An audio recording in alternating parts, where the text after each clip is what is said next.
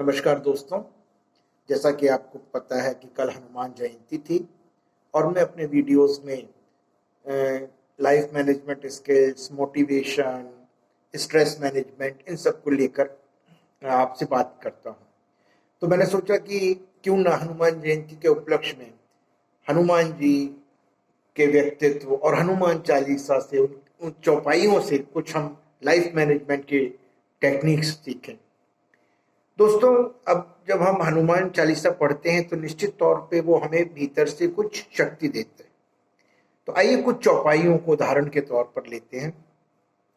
श्री गुरु चरण सरोज रज निज मन माही। अपने गुरु के चरणों की धूल से मैं अपने मन के दर्पण को साफ करता हूं। चालीसा में, हनुमान चालीसा में इन पंक्तियों में गुरु के महत्व को दर्शाया गया है।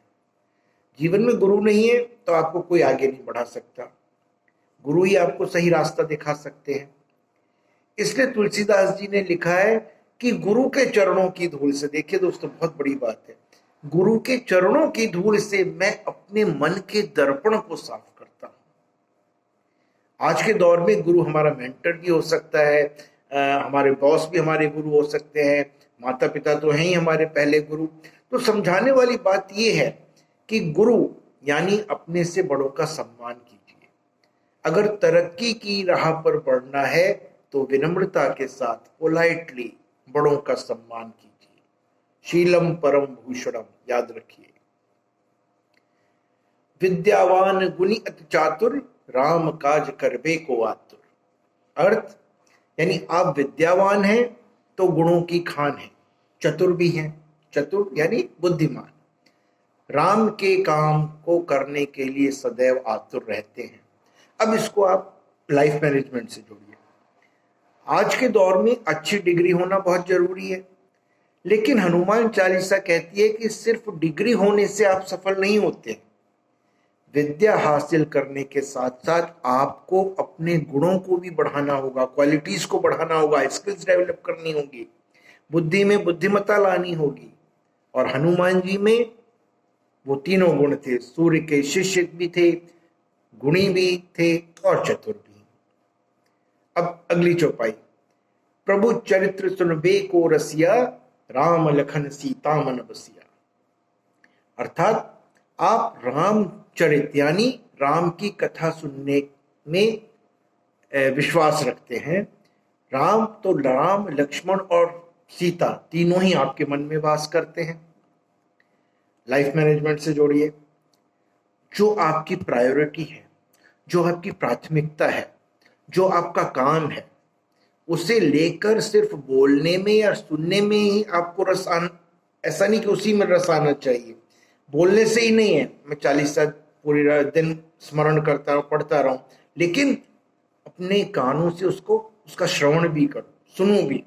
सुनने में भी अच्छा लगना चाहिए। अच्छा श्रोता होना बहुत जरूरी है। It's very necessary to be a very good patient listener. और अगर आपके पास सुनने की कला नहीं है तो कभी आप अच्छे लीडर नहीं बन सकते। दोस्तों, वन वे कम्युनिकेशन कभी काम नहीं करता है। अगली चौपाई। सूक्ष्म रूप धर सही दिखावा, विकट रूप धर लंक जरावा। अर्थात आपने अशोक वाटिका में सीता को भगवान हनुमान ने छोटे रूप में दर्शन दिए, और वही हनुमान जी लंका जलाते समय उन्होंने महारूप धारण कर लिया, विकराल रूप धारण कर लिया। क्या मतलब हुआ कि कब, कहां, किस परिस्थिति में अपने को किस रूप में दिखाना है, ये कला भी हनुमान जी से सीखिए। सीता से जब अशोक वाटिका में मिले तो उनके सामने एक छोटे से वानर के आकार के रूप में मिले, और जब वही उन्हीं हनुमान जी ने लंका जलाई तो पर्वत का रूप धारण कर लिया। अक्सर लोग ये नहीं तय कर पाते हैं कि हमें कहां पर, किस परिस्थिति में कैसा दिखना है। तुमरो मंत्र विभीषण माना, लंकेश्वर भय सब जग जाना। यानी विभीषण ने आपकी सलाह मानी और वे लंका के राजा बने, लंकेश्वर बने, सारी दुनिया जानती है। यानी हनुमान जी जब सीता जी की खोज में लंका गए तो वहां वो विभीषण से मिले। विभीषण को जब उन्होंने राम भक्त के रूप में देखा तो उन्हें राम से मिलने की सलाह दी।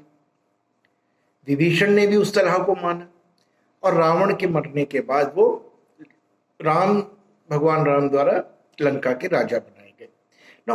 किसको कहां कौन सी सलाह देनी चाहिए इसकी समझ भी जरूरी है। सही समय पर सही इंसान को दी गई सही सलाह सिर्फ उसका ही लाभ नहीं करती, वरना आपको भी कहीं ना कहीं लाभ पहुंचाती है। प्रमुद्रिका मेल मुख माही, जला दिलांग गई अचरज नाही। अर्थात राम नाम की अंगूठी अपने मुख में रखकर आपने समुद्र को पार किया, इसमें कोई अचरज नहीं है। लाइफ मैनेजमेंट क्या कहती है? अगर आपको खुद पर और अपने परमात्मा पर, परमात्मा आप किसी भी धर्म के हों, आपका जो भी भगवान है, अल्लाह है, क्राइस्ट है, जो भी आपके भगवान है, उनको अगर उन पे आपको पूरा भरोसा है तो आप मुश्किल से भी मुश्किल समस्या को पार कर सकते हैं। आज के युवा में कमी क्या है कि एक असफलता मिली नहीं कि थक कर बैठ गए, टूट कर बैठ गए। अरे आत्मविश्वास लाइए। आत्मविश्वास की कमी बहुत होती है।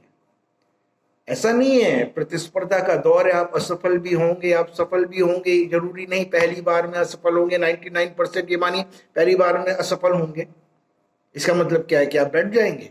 नहीं। अरे उनसे सीखिए। मैं बार बार कहता हूं, एनालिसिस कीजिए, विश्लेषण कीजिए और अपने आप पर पूरा भरोसा रखिए।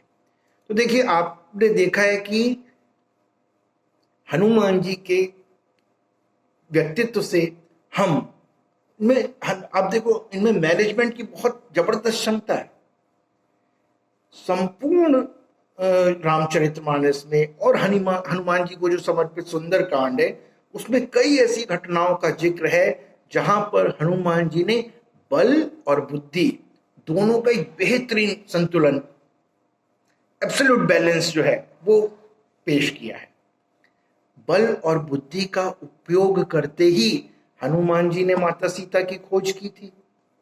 हनुमान जी ने हर समस्या को परिस्थितियों के हिसाब से सुलझाया है। जहां बल का प्रयोग करना था वहां बल का प्रयोग किया गया, जहां बुद्धि का प्रयोग करना था वहां बुद्धि का प्रयोग किया गया, जहां विनम्रता की आवश्यकता थी वहां वो विनम्र हुए। तो इन सब चीजों से आप सीख लीजिए। सबसे पहले कि विश्राम जो है वो लक्ष्य मिलने के बाद, लक्ष्य पर पहुंच जाइए, उसके बाद रुकिए, निरंतर बढ़ते रहिए। मैं ये नहीं कह रहा कि आप रात को सोइए मत, लेकिन आपने जो एक टाइम टेबल बनाया है उसको बिल्कुल फॉलो कीजिए। हनुमान जी जब सीता माता की खोज में लंका की तरफ बढ़ रहे थे, तभी समुद्र ने हनुमान जी से विश्राम करने को आग्रह किया और अपने भीतर रह रहे मैनाक पर्वत से कहा कि हनुमान जी को विश्राम करने दो। हनुमान जी ने विश्राम से मना करते हुए, निमंत्रण का मान रखते हुए मैनाक पर्वत को छुआ और आगे की ओर निकल पड़े। इससे हमें यह सीख मिल रहा है कि जब तक हमें लक्ष्य नहीं प्राप्त हो जाए तब तक हमें रुकना नहीं है। दूसरी जो उनके व्यक्तित्व से हमें मिलता है कि लक्ष्य हासिल करने के लिए कभी कभी झुकना भी पड़ता है। दोस्तों, लंका की ओर बढ़ते हुए जब हनुमान जी को बीच में सुरसा नाम की नाग माता ने रोक लिया तो और उनको खाने की जिद करने लगी। हनुमान जी ने बहुत समझाया पर वो नहीं मानी और यहां तक कि हनुमान जी ने ये वचन भी दे दिया कि प्रभु श्री राम का काम करके मुझे आने दो, तो मैं फिर खुद ही आकर आपका आहार बन जाऊंगा, आप मुझे खा लीजिएगा। लेकिन सुरसा नहीं मानी। सुरसा ने हनुमान जी को खाने के लिए जैसे ही अपना शरीर बड़ा किया, हनुमान जी ने अपना शरीर और दुगना कर दिया। फिर सुरसा ने अपना शरीर बड़ा किया, तब हनुमान जी समझ गए कि मामला मुझे खाने का नहीं है, ये तो सिर्फ अहम का है। उन्होंने तत्काल सुरसा के बड़े स्वरूप के आगे खुद को छोटा कर दिया और उसके मुंह से घूमकर निकल आए। यानी सुरसा हनुमान जी के इस बुद्धि पराक्रम से काफी खुश हो गई और उनका लंका का मार्ग प्रशस्त कर दिया। इस उदाहरण से हमें यह सीख मिल रही है कि जहां मामला अहम का हो वहां बल नहीं, बुद्धि का प्रयोग करिए। लक्ष्य को पाने के लिए अगर कहीं झुकना भी पड़े तो झुक जाइए। अहम से सफलता नहीं मिलती। काम को समय रहते पूरा कर लीजिए। हनुमान जी जब लंका के द्वार पर पहुंचे, वहां लंकिनी नामक राक्षसी ने उनका रास्ता रोक लिया। हनुमान जी रात के समय में छोटा रूप लेकर लंका में प्रवेश कर रहे थे।